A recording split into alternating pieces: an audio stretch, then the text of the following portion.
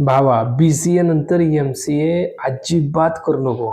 MCA करून अशी किती पोरं तुला दाखवू, जी अशीच आहे ती, जॉबच नाहीये त्यांना. MCA झालंय पण असेच मार्केटमध्ये फिरतायत, स्किल नाहीत, काही नाही. MCAला लाखो रुपये खर्च केले, पण आउटपुट मात्र काहीच नाहीये. हा व्हिडिओ आपली Instagramला मी रील टाकली होती आणि 10 लाख लोकांनी ही रील बघितली. त्याच्यामध्ये मी आत्ता जे बोललो तेच बोललो होतो. तर आता ह्या व्हिडिओमध्ये मी तुम्हाला सांगणार आहे, BCA नंतर काय केलं पाहिजे? मग तुमचं BCA असेल किंवा BCS असेल, याच्यानंतर काय केलं पाहिजे? कशाप्रकारे लवकरात लवकर तुम्हाला IT जॉब भेटेल? मग MCA ऑप्शन आहे का दुसरे आणखीन करियर ऑप्शन्स आहेत? सगळं कसं गुलीगत या व्हिडिओमध्ये आपल्याला बघायचं आहे. त्यामुळे मी तुमचा मित्र भाऊ आदिनाथ तुमचं स्वागत आहे आपल्या आदी अँड पायथन या यूट्यूब चॅनलवरती. ओके, जर तुम्ही नवीन असाल तर भाऊ जय शिवराज जय शिवराजचा कमेंट सेक्शनमध्ये स्पॅम झालाच पाहिजे. प्रत्येक मराठी पोरापर्यंत हा व्हिडिओ गेला पाहिजे. ऐका भावा, तुझं BCA झालंय किंवा दिदी ताई तुझं BCA झालंय, BCS झालंय, तर आता पुढं करायचं काय? पहिली गोष्ट, MCA करू नका असं मी का म्हटलं होतं त्याचं रिझन सांगतो. MCA त्यांच्यासाठी अफोर्डेबल नाहीये. पहिली गोष्ट, ज्यांच्याकडे मित्रांनो पैसे कमी आहेत, आर्थिक परिस्थिती त्यांची डाऊन आहे, त्यांच्यासाठी MCA हा ऑप्शन बिलकुल नाहीये. कारण कसं असतं, ग्रॅज्युएशनलाच आपल्या घरचे कसे आपल्याला पैसे देतात, बरोबर आहे. ग्रॅज्युएशन नंतर आपली रिस्पॉन्सिबिलिटी असते की लगेच कुठंतरी जॉब बघणं, राईट. त्याच्यामुळं मी तो व्हिडिओ मी बनवला होता त्यांच्यासाठी, त्यांची घरची परिस्थिती अफोर्डेबल नाही आहे MCA MCSला फीस देण्यासाठी. त्यांच्यासाठी मी हा व्हिडिओ बनवला होता, ती रील बनवली होती. MCA करू शकता तुम्ही. जर BCA नंतर तुमच्याकडे स्किल नसतील, तुमच्याकडे थोडंसं आणखीन घरच्याकडून सपोर्ट आहे, ओके, तुम्ही नक्की MCAकडे जा. MCA MCS केल्याचे फायदेसुद्धा खूप सारे आहेत. तुम्हाला नंतर चांगल्या सिक्युरिटीचा जॉब भेटू शकतो. परत तुम्हाला प्रमोशनमध्ये त्याची हेल्प होऊ शकते.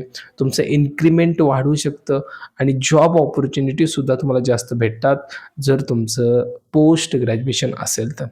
असं नाही आहे की ग्रॅज्युएशनवरती जॉब ऑपॉर्च्युनिटी नाही आहे, आहेत, पण पोस्ट ग्रॅज्युएशनवरती आणखीन जास्त भेटतील. येते लक्षात सगळ्यांना. आणि तिथं तुम्हाला आणखीन सॅलरी ग्रोथ जास्त भेटेल जर तुमचं PG असेल तर. ओके, पण जर तुमचं नॉर्मल ग्रॅज्युएशन जरी असेल ना भावा, टेन्शन घेऊ नको. BCA वरती सुद्धा जॉब्स आहेत. फक्त आणि फक्त करायचं काय सांगतो ऐक. BCA झालंय, आता तुझ्याकडे 6 ते 9 महिन्याचा टाइम आहे. त्या 6 ते 9 महिन्याच्या टाइममध्ये तुझ्याकडे एवढा जो टाइम आहे ना, त्याच्यामध्ये भाई स्किल्स घेऊन तू मार्केटमध्ये उतरून जॉब घेऊ शकतो. 6 ते 9 महिन्याच्या या टाईम पिरियडमध्ये तू जावा फुल स्टॅक कर, पायथन फुल स्टॅक कर, मन फुल स्टॅक कर. कारण फुल स्टॅकला मार्केटमध्ये स्कोप होता, आहे आणि राहणार आहे. ओके, येणाऱ्या खूप काही आणखीन वर्षामध्ये फुल स्टॅकला नक्की स्कोप आहे. प्रत्येक कंपनीमध्ये याची डिमांड आहे. त्यामुळे तू चूज केलं तर फुल स्टॅक कर. अगोदर C++चा बेस तयार कर, देन मग जावा, पायथन, मन, तुला जिकडं जायचं आहे तिकडं तू जाऊ शकतो. ओके, कुठेही जा, जॉब्स आहेत. पण एक गोष्ट सांगू, मार्केट थोडंसं स्ट्रॉंग झालंय. स्ट्रॉंग म्हणजे काय?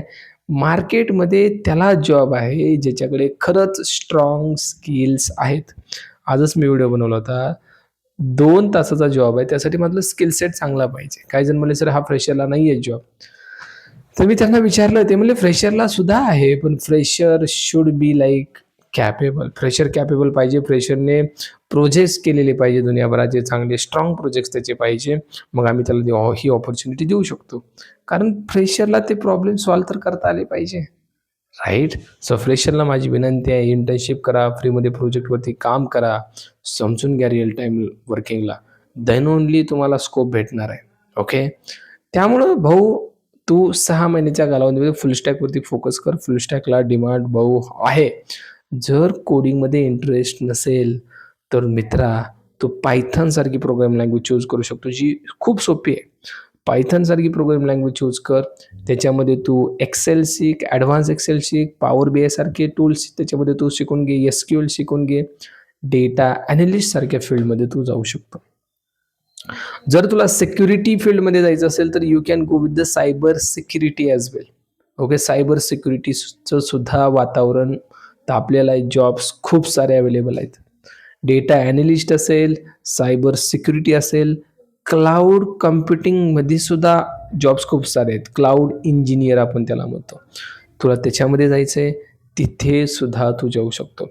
आता एक गोष्ट मी या ठिकाणी सांगणार नाही आहे, ती म्हणजे AI आणि ML.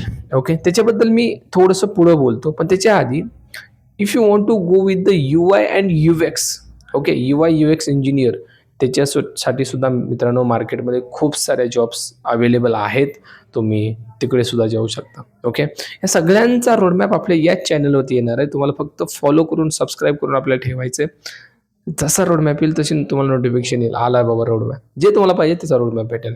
ऑलरेडी फुल स्टॅक जावाचा, फुल स्टॅक पायथॉनचा रोडमॅप आपल्या चॅनलवरती आहे. You can check out. Okay. आपला आणखीन एक चॅनल आधी आणि जावा, तिथं तुम्ही चेक करू शकता. मग UI-UX असेल, फ्रंट एंड डेव्हलपर असेल, SQL डेव्हलपर असेल, ओके, याचे जॉब्स अवेलेबल आहेत. दुसरी गोष्ट, क्लाउडमध्ये जायचं, तू क्लाउड कम्प्युटिंगमध्ये जाऊ शकतो, तू डेटा ॲनालिस्टमध्ये जाऊ शकतो भावा. ठीक आहे.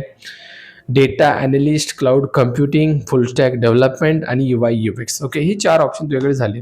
आता AI-ML का नको म्हणतोय मी? कारण मित्रांनो AI आणि मशीन लर्निंगसाठी मित्रांनो खूप डेप्थमध्ये नॉलेज लागतं, मॅथ्स खूप स्ट्राँग लागतं, परत थिंकिंग खूप स्ट्राँग लागते. ओके. स्टॅटिस्टिक्स नावाचा टॉपिकसुद्धा खूप स्ट्राँग लागतो. म्हणजे त्याच्यामध्ये पहिली गोष्ट तर हे सगळं एकदम परफेक्ट लागतं आणि फ्रेशरला कुणीही घेत नाही. हा खूप मोठा प्रॉब्लेम आहे. AI-ML सारख्या फील्डमध्ये फ्रेशरला अपॉर्च्युनिटी मिळणं म्हणजे ते हिरा भेटण्यासारखं आहे. भेटत नाही तेवढी अपॉर्च्युनिटी, कारण तिथं एक्सपिरियन्सची डिमांड जास्त असते. एक्सपिरियन्स त्यालाच घेतलं जातं. त्यामुळं तुम्हाला जायचं तर असं नाही जाऊ शकत. यू कॅन गो. पण तुम्हाला जाऊन त्या ठिकाणी इंटर्नशिप्स करावे लागतील, प्रोजेक्ट्स करावे लागतील, फ्रीमध्ये प्रोजेक्ट्स करावे लागतील, and then you need to jump on the AI and machine learning and data science. Okay. हे सुद्धा करिअर ऑप्शन तुमच्याकडे आहेत. पण एक सांगू, BC नंतर जर 6 ते 9 महिने जॉब घ्यायचा असेल तर फुल stack is the best option for you. कारण मी खूप सारे स्टुडंट बघितलेत, त्यांनी BC नंतर फुल स्टॅक केलं आणि जॉबला लागले. ओके. त्यामुळे भावा, फुल स्टॅक तुझ्यासाठी बेस्ट असेल. जर तुला कोडिंगमध्ये आवड असेल तर डेटा ॲनालिस्ट नावाचा कोर्स तुझ्यासाठी बेस्ट असेल. त्यासाठी पायथॉन, SQL सारखे टूल्स शिकून घे आणि लागून जा भाऊ जॉबला, लागून जा. आणि जर तुला MCAच करायचं असेल, you can go with that also. Okay. MCA करणं चुकीचं नाही आहे आणि याच्या आधी पण मी चुकीचं म्हणलं नाही. मी फक्त त्यांच्यासाठी म्हणणं ज्यांच्यासाठी फीस अफोर्डेबल नाही आहे. ओके. 2 वर्ष वाया घालवणे, 2 वर्ष पैसा खर्च करणे. पण MCA केलं ना तर चांगलं करायचं, चांगल्या कॉलेजमधून करायचं, अभ्यास करत करायचं. उगीच कॉलेज लाईफ आहे, मला टाईमपास करायचा आहे, पैसा लय झाला आहे, अशा MCAला काहीही व्हॅल्यू नाही. लक्षात घ्या. MCA सोबत स्किल्स अपडेट करणं खूप गरजेचं आहे मित्रांनो. कारण पोरं डिग्र्या घेतात, डिग्र्या घेऊन बाहेर पडतात, पण जॉब मात्र त्यांना भेटत नाही. ही रिॲलिटी आहे. ही रिॲलिटी आहे. डिग्रीवर जॉब नाही, जॉब आहे स्किल्सवर. BCA प्लस 6 to 9 मंथमध्ये स्किल घे, job ready. BCA plus no skill, MCA कर, जॉब रेडी. ओके.